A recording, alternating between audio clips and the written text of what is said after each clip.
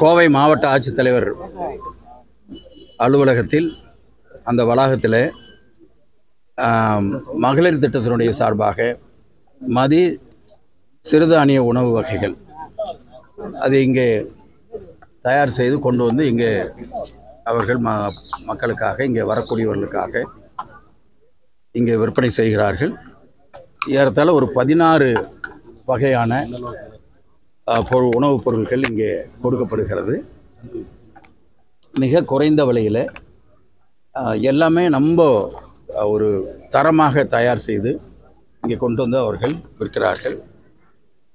இப்பொழுது நிறைய பேர் வந்தவர்களே கூட அது மிக நன்றாக இருக்கிறது என்று சொல்லியிருக்கிறார்கள்.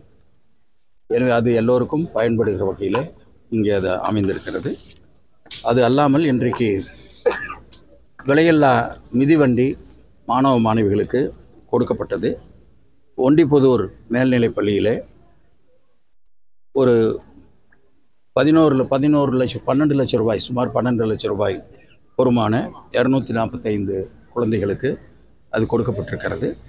ஏற்கனவே மாவட்டம் முழுவதும் ஏறத்தாழ 9,13,00,000 ரூபாய்க்கு கொடுப்பதற்கான ஏற்பாடு செய்து அது நடந்திருக்கிறது. எனவே இந்த வகையிலே நடவடிக்கைகள் எடுக்கப்பட்டு கொண்டிருக்கிறது. முதலமைச்சர் அவர்கள் ஒவ்வொரு திட்டத்தையும் ஏறத்தாழ ஒரு 2 மாதத்திற்கு ஒரு முறை ஆய்வு செய்து ஒவ்வொரு துறையிலையும் என்னென்ன நடந்திருக்கிறது என்பதை அவர்கள் ஆய்வு செய்கிறார்கள். அதே போல் மாவட்ட வாரியாக என்ன பணிகள் நடந்திருக்கிறது, திட்டங்கள், பல திட்டங்கள் இங்கே வந்திருந்தப்போ கூட பல திட்டங்களை அறிவித்தார்கள். பொள்ளாச்சிக்கு வந்திருந்தப்போ திட்டங்களை அறிவித்தார்கள்.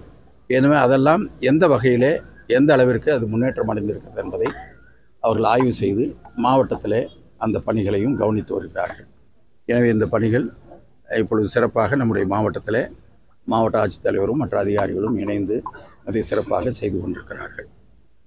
மற்றபடி இன்னும் மேலும் புதிய திட்டங்களையும் இதெல்லாம் கொண்டு வருவதற்கான ஏற்பாடு செய்யப்படுகிறது. பல நிகழ்ச்சிகள் ஏற்பாடு செய்வதற்கான திட்டமிட்டு கொண்டிருக்கிறோம். இன்னொரு 2 தினங்களிலே அதையெல்லாம் முடிவு செய்து அது என்னென்ன நிகழ்ச்சி என்ன என்பது உங்களுக்கு தெரிவிக்கும். சார், எளிய முறையில் வீடு கட்டுறதுக்காக அப்ரூவல் உடனடியாக கிடைக்கிறதா ஒரு திட்டம் கொண்டு வந்திருக்கோம். ஆனால் அதில் வந்து இப்போ ஸ்கொயர் ஃபீட் 44 ரூபா இன்க்ரீஸ் பண்ணிருக்கதா அதிமுக சொல்லப்பட்டிருந்தாட்டி அது ஒரு ஆர்ப்பாட்டமாக இருக்கிறதா சொல்கிறாங்க. எப்படி பார்க்குறீங்க? இல்லை, அதாவது முதல்ல அவங்க வந்து இந்த அனுமதி வாங்கிறதுக்கு பல நேரம் அதிகாரிகளை போய் சந்திக்க வேண்டியிருக்கும், அலுவலகங்களுக்கு போக வேண்டியிருக்கும். அதிகாரிகளுக்கு நிறைய அதில் பணி சுமைகள் இருந்த காரணத்தால் கொஞ்சம் காலதாமதம் ஏற்படுவதற்கும் சூழ்நிலை ஏற்பட்டு விடுகிறது. இப்போ அதையெல்லாம் தீர்க்க வேண்டும் என்பதற்காகத்தான் மாண்பு முதலமைச்சர் அவர்கள் ஆன்லைனில் போட்டதுனாக்கா அப்படியே கிடச்சிரும். ஒரே ஒரு கண்டிஷன், அவங்க வந்து எல்லா ரெக்கார்ட்ஸையும் கரெக்டாக போடணும். அப்போ தான் ஆன்லைன் அக்செப்ட் பண்ணணும். அப்புறம் ஏதாச்சும் தவறானதை கொடுத்ததுனாக்க அது மற்றவர்களை பாதிக்கும். வேறொருடைய நிலமாக இருந்து அது ஒரு போலியான பத்திரத்தை கொடுத்து விட்டால் இன்னொருவர் அதனால் பாதிக்கப்படுவார். எனவே அப்படி இருந்தால் அரசாங்கம் நடவடிக்கை எடுக்கும் என்று சொல்லப்பட்டிருக்கிறது. அதே மாதிரி நாங்கள் என்ஜினியர்ஸை வந்து என்ன நாங்கள் வேண்டுகோளாக வைத்திருக்கிறோம் என்றால், இந்த கட்டிடம் கட்டக்கூடியவர்கள் மிக சாதாரணமான குடும்பத்தை சார்ந்தவர்கள். எனவே அந்த பிளான் நீங்கள் போட்டு கொடுக்கும்போது விதிமுறைகள் படி நீங்கள் போட்டு கொடுக்குறீங்க, அதே விதிமுறைகள் படி கட்டுவதற்கான அவர்களை வழிநடத்த வேண்டும், அதிலே மாற்றம் வரக்கூடாது என்றும் அவர்களுக்கு அறிவுறுத்தப்பட்டிருக்கிறது. இதுவெல்லாம் எதற்காக என்றால், இப்போ நம்ம பொள்ளாச்சியில் எடுத்தால் கூட ஏறத்தாழ 30-40 வருஷத்துக்கு முன்னாடி கட்டின பில்டிங்க்கு இப்போது கோர்ட்டில், ஹைகோர்ட்டில் போய் ஒரு கேஸு யாரோ ஒருத்தர் போட்டு அந்த கடைகளை சீல் பண்ணணும்னு சொல்லிட்டு ஒரு நோட்டீஸ் கொடுத்துருக்காங்க. அதை வந்து எங்களுக்கு அதில் வந்து அதை போய் தொந்தரவு பண்ணுறதுக்கு விருப்பம் இல்லை. ஆனால் நீதிமன்ற உத்தரவை கண்டிப்பாக நாம் கடைபிடிக்க வேண்டி இருக்கிறோம். அதற்கு என்ன காரணம்? அந்த விதிமுறைகள் கடைபிடிக்காமல் கட்டிய காரணத்தான். அதனால தான் இதில் அந்த விதிமுறைகளை மீறாமல் நீங்கள் கட்டி கொடுத்து விட்டால் அவர்கள் எதிர்காலத்திலே அவர்களும் அவருடைய சந்ததிகளும் நிம்மதியாக இருப்பார்கள். அப்படிங்கிறதுக்காகத்தான் என்ஜினியர்ஸை நாங்கள் அதை வலியுறுத்திட்டு இருக்கோம். ஃபீஸை பொறுத்தவரையிலும் முதல்ல பல ஹெட்ஸில் கட்டிகிட்டு இருக்க வேண்டியிருந்தது. ஒரே ஒரு ஹெட்டில் போட்டிருக்காங்க.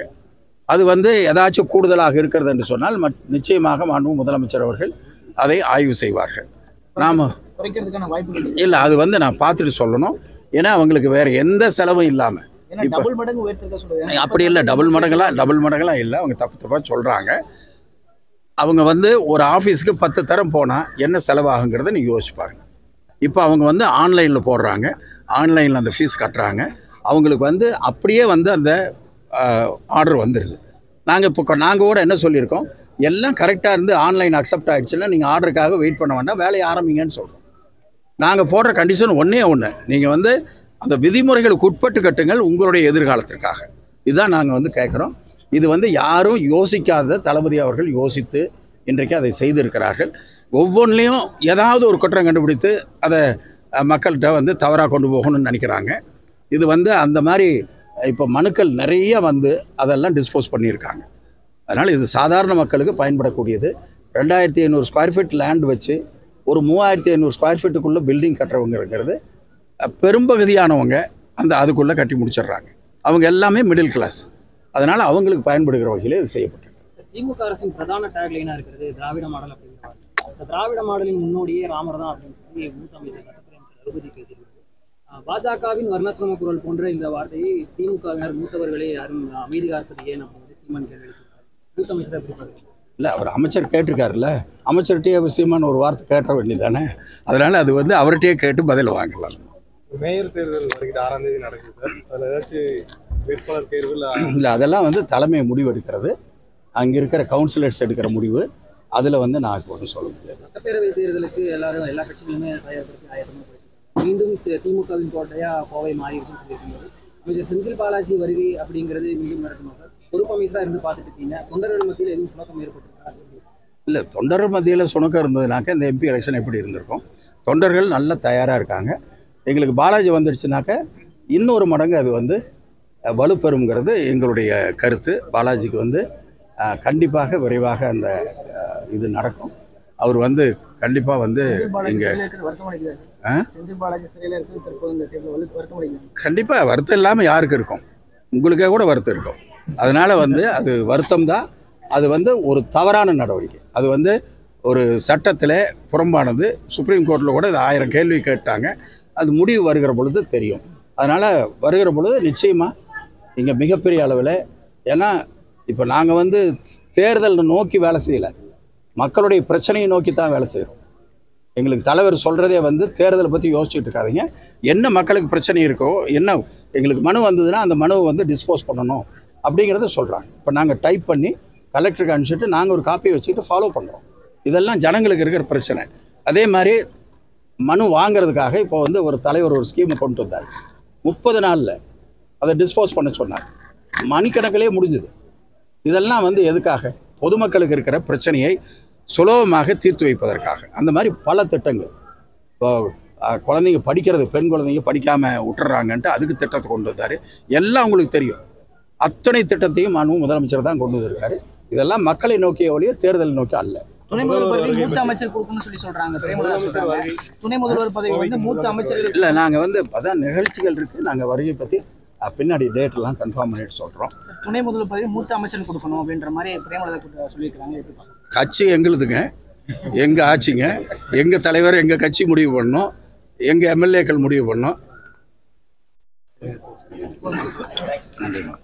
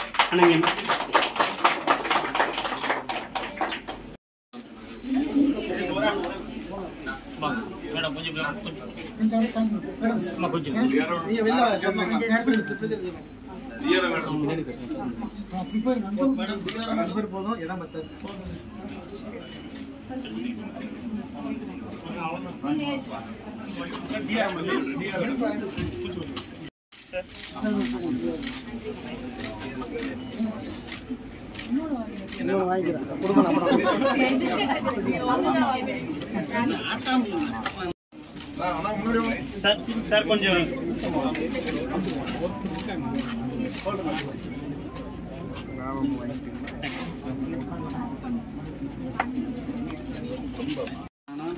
எதுக்கு நான் உள்ள வரீங்க?